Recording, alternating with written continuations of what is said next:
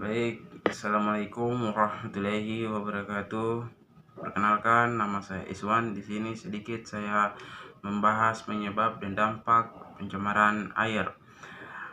Penyebab dan dampak pencemaran air yang harus diwaspadai pada suatu daerah.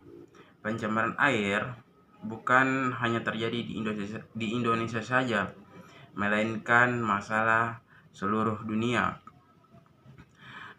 Pencemaran air bisa mengakibatkan sejumlah penyakit, lebih dari 14.000 kematian di dunia diakibatkan oleh air tercemar. Oleh sebab itu perlu diwaspadai dan dikenal pada penyebab dan dampak pencemaran air. Lantas, apa saja penyebab dan dampak pencemaran air?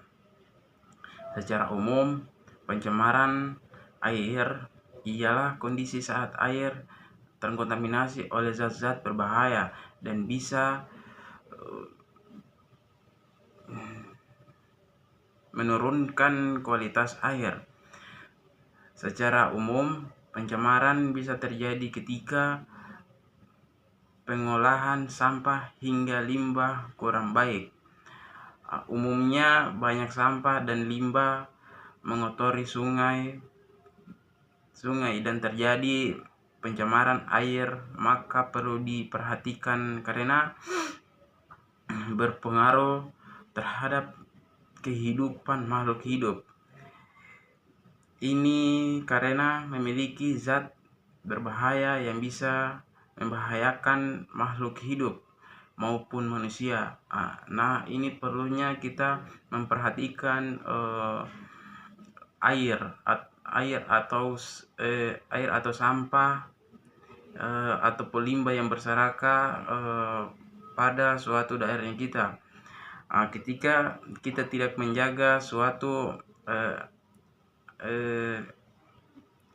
air atau sampah, maka akan terjadi suatu ekosistem yang berbahaya pada lingkungan kita, ataupun mengalami gejala kebanjiran karena kita tidak memperhatikan suatu sampah ataupun limbah yang ada di sekitaran kita.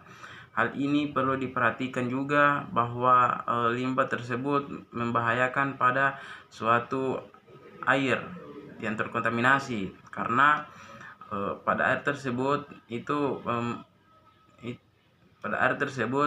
memiliki makhluk hidup yang bisa kita makan. Ketika air tersebut tercemar oleh limbah yang zat berbahaya, lalu kita memakan suatu makhluk hidup seperti ikan di dalamnya, maka akan terjadi gejala terhadap kita juga. Contohnya seperti muntah atau sakit perut ketika kita mengonsumsi suatu makhluk hidup yang sudah